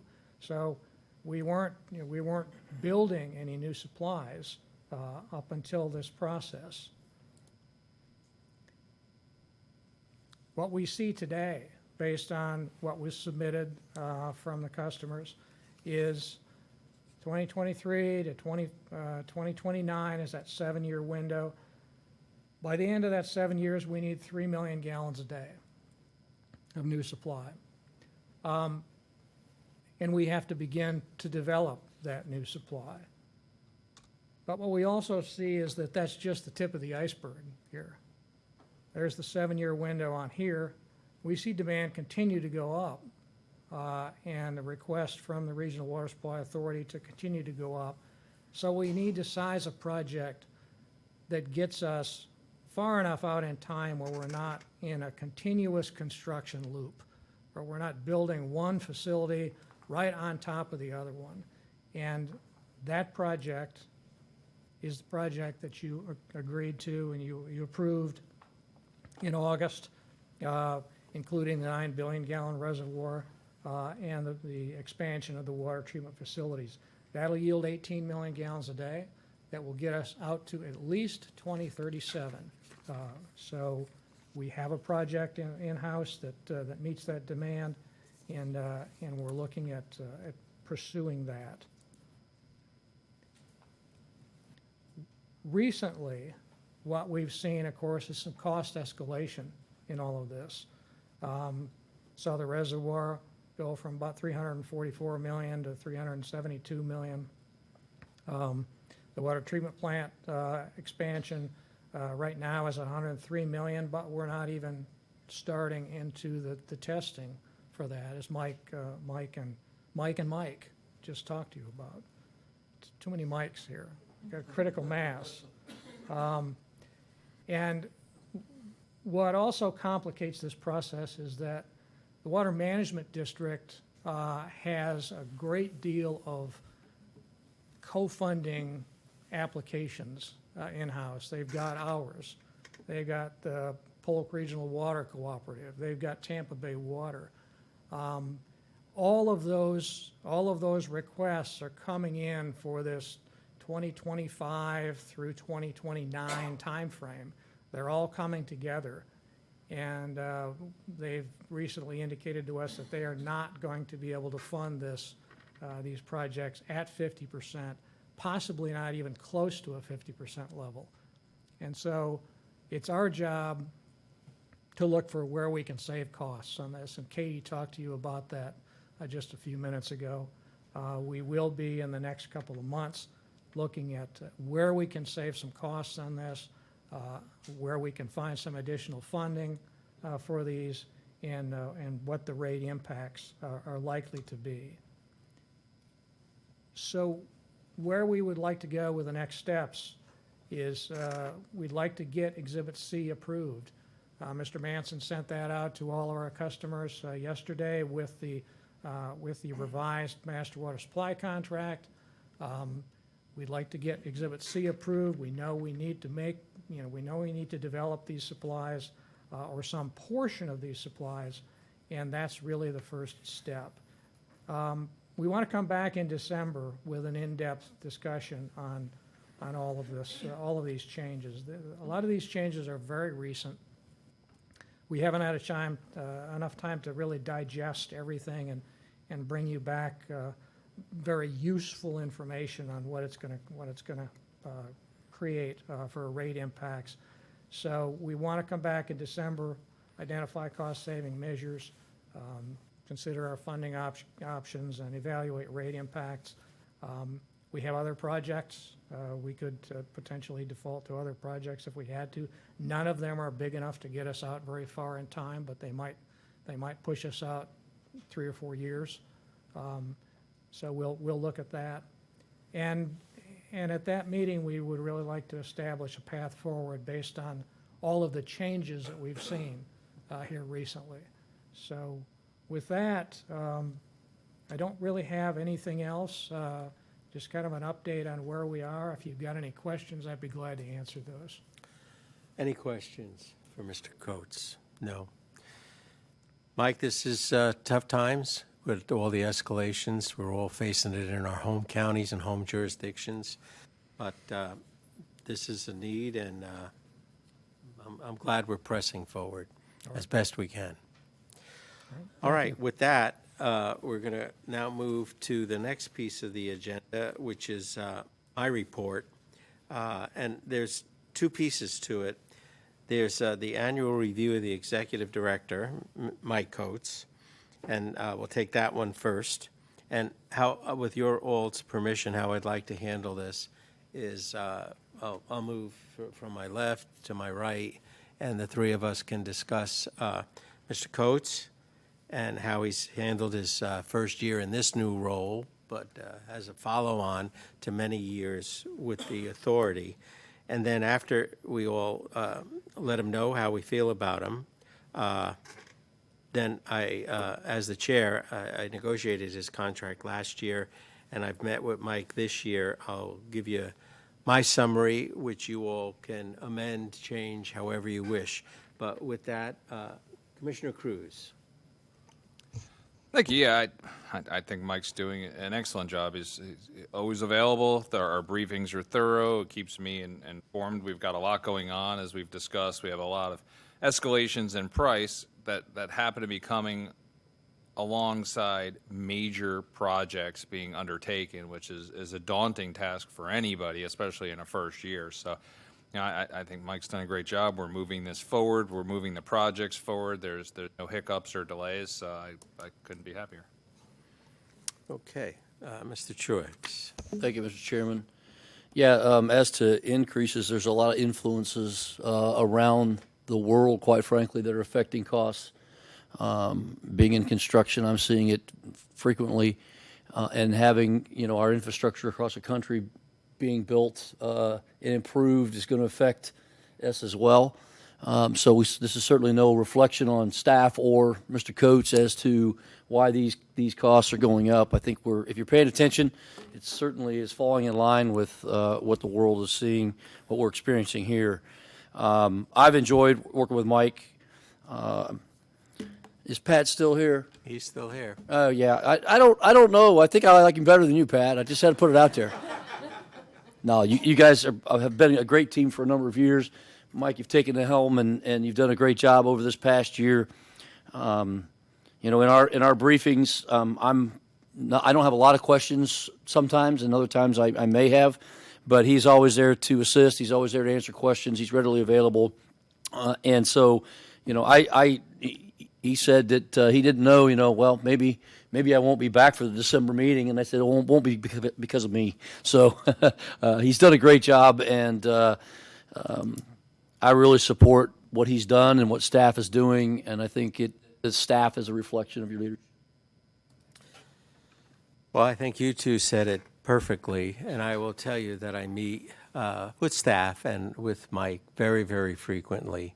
I've signed the second signature on authority checks for just most of my 8 years. The staff is just wonderful to be around. They're very, very talented. And Mike, completing just about, I guess, the other day, his first year, it couldn't have gone more smoothly for this authority. Pat's long tenure, setting up a perceived transition, which we enacted just about this time last year, was the best thing that this board could have done. It's just been great to be around Mike, and we spend a lot of time together, and you both captured it perfectly. With that, what I'm going to suggest is a 5% increase to Mike's salary,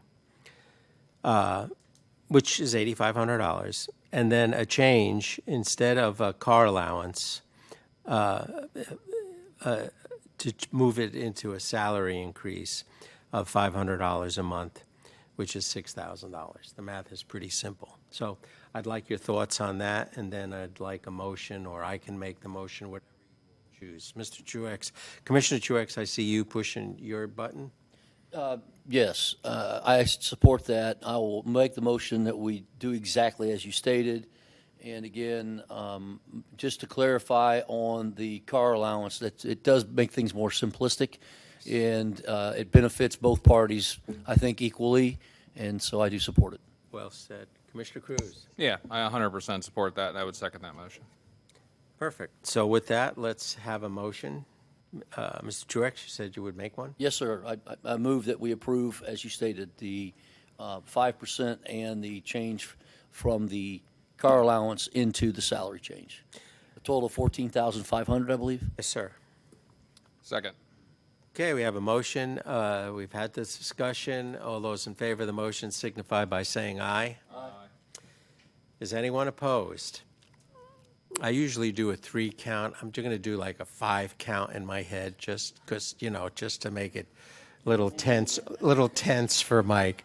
But of course, the chair votes aye. That moves forward 3-0, and we couldn't have it better. And Mike, we want you to go nowhere. You stay with us for this ride, which gets increasingly bumpier, but we have complete faith. With that said, we now have Mike. You're going to help us with this, a little bit of a secret award thing here.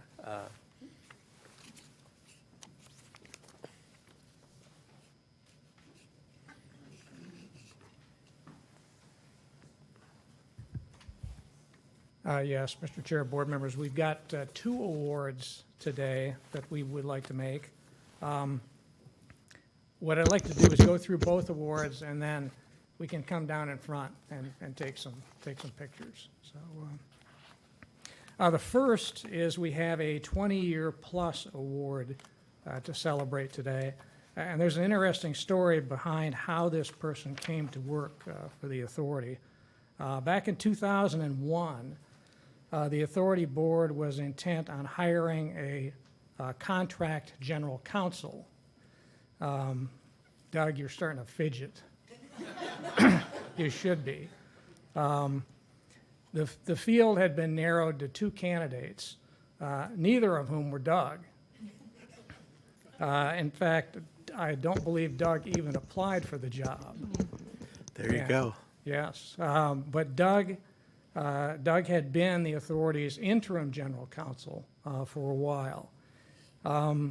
The board voted repeatedly on those two candidates, and it was always a 2-2 tie. And they were just hopelessly deadlocked. So Commissioner Patricia Glass from Manatee County was the authority's chairperson at the time. And some of you may remember Commissioner Glass. She was a visionary leader. And Manatee recognized her service by naming their commission chambers after her.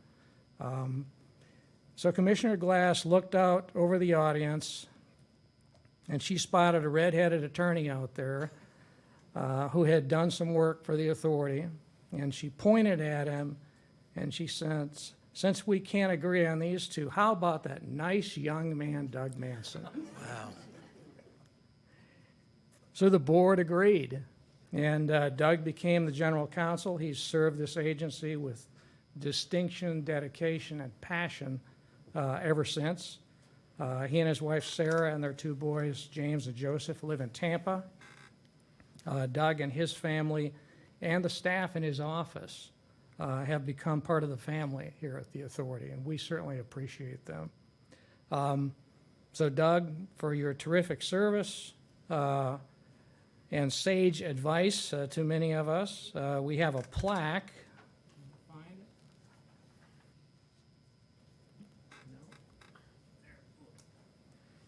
It only weighs about 10 pounds. We have this crystal trophy for you.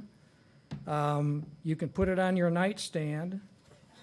It's going to be lighted, and it'll remind you that we'll be calling you tomorrow with a problem. So congratulations.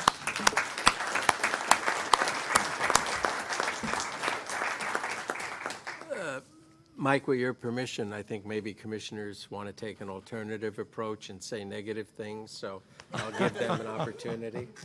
Well, when you mentioned how nice a young, nice man he was, I was thinking to myself, oh boy, how times have changed. Yeah. I am joking. He's been great to work with, and I look forward to working with you for a long time. Yeah, no, I appreciate it, and I appreciate the fact you guys sat me next to him, because whenever I have questions in these first 2 years on this board, I kind of just lean over and say, what are we talking about here? And then he fills me in. Yeah. So I appreciate it. Thank you very much. Well, I talk to Doug very frequently, and Commissioner Cruz, after 8 years, I still have to lean over with great frequency and say, Doug, what does this exactly mean? So, Doug, thank you for the friendship and all the help. Okay, with that. All right. We have one more award today, and that's for our board chairman, Commissioner Mayo. Commissioner Mayo has been on the board for the entire 8 years of his career as a Sarasota County Commissioner. And he'll be leaving the Sarasota County Commission in November because of term limits. So this is his last meeting as an authority board member. Commissioner Mayo has served as the authority's chairman for 4 of the 8 years he's been here. And in 2 of the years, he's been the authority vice chairman. If you didn't know better, you'd look at that record and say he missed a lot of meetings. And you know what happens when you miss a meeting. People elect you to do something. But that wasn't the case. His attendance has been nearly perfect, so he has only himself to blame for being elected so many times. Commissioner Mayo, during his time here, has been a champion of the regional interconnection of our water supply system and the expansion of our regional supplies at the Peace River facility, particularly the reservoir project. He's been a pleasure to work with, and he comes to our office pretty frequently to chat and have coffee, and in doing that, he helps us. And at the same time, he saves himself the cost of a 54-cent Burger King senior coffee. There you go. There you go. So to help him remember the authority, we have another one of these. Wow. And that's not all. We'd also like to offer some hope for Commissioner Mayo as he re-enters civilian life. that he will finally learn to trust people with beards. Oh, God. Look at this. There you go. There you go. Perfect. Perfect.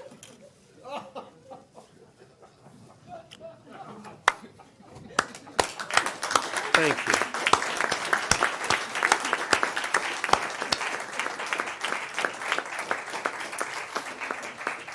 Thank you. That was very nicely done. I didn't know that was happening. And you all look better with a beard, by the way, just like I do. Okay. That's all I've got. All Thank you. right. Well, that was just wonderful. You should make them put the beard back on and get a picture of that, especially the ladies. They looked great. The General Counsel's report. It's hard to top anything that we've seen or heard, although it's always been my honor to serve East River, and I've always enjoyed my work with you. The only other thing that we've got on the agenda, which is coming up to the executive, selection of officers, and I'll handling that. Yes. I also wanted to say that I'll be setting a meeting up, just a virtual meeting, with as many of the general counsels that are available to discuss the master water supply contract update in the next month. Want to give everybody time to chance to review it again, and then go through it with them. I know, especially with Northport and Charlotte's council, that there's quite a bit going on right now, and that may be delayed, and that's fine. Thank you. All right. We are going to have the election officers as the last thing today, but Executive Director's report, anything else, Mike? Just say that I do appreciate all your support. This year has gone by in a flash, and I'm honored to have this position and continue working on these really important regional supply projects. So thank you very much for the opportunity. Perfect. And remember that we all said you're not going anywhere. We need you here. With that, I'm going to turn it over to Doug, who handles the election of chairman and vice chairman for 2023. That's correct. And at this time, I will open up the nominations. You can nominate either individually, someone for chair, and then later someone for vice chair, or you can nominate them as a slate. So we're open for nominations. Any nominations? Well, I'll make a nomination. Mr. Commissioner Truex for vice chair, and Commissioner Langford, who has been here longer than any of us, for chairman for next year. I would second that. Yeah, I'll second that. Well, Are there any other nominations? Okay, nominations closed. All those in favor of the slate, Commissioner Elton Langford as chair and Truex as vice chair. Vote? Aye. Aye. All right. All opposed? No. So there's no one opposing. And the election of the officers will be effective at the next meeting, which is the December meeting. So I will say that proves the point about being absent That's and right. getting. There you go. Okay, well, thank you, Doug. Just lastly, before we adjourn, this is my last time. I loved every bit of the 8 years. I will miss it. And you're getting a much brighter commissioner from Sarasota County. And Commissioner Moran starts at 9:01 a.m. on November 26th, when we swear right in this room the new commissioners in. And also on November 4th, we have the Friends of Peace River Barbecue. And I'm still in office, and I am attending. That's for sure. And the next authority board meeting is December 7th, and that's Manatee County is going to host us at their administration center. With that, if there's no other business? Just one other announcement. We have cake outside. Oh, great. For your part of your send-off, so. Great, perfect. Everybody welcome. All right. Well, with that, thank you all for being here. The beards are seared into my memory, and we're adjourned.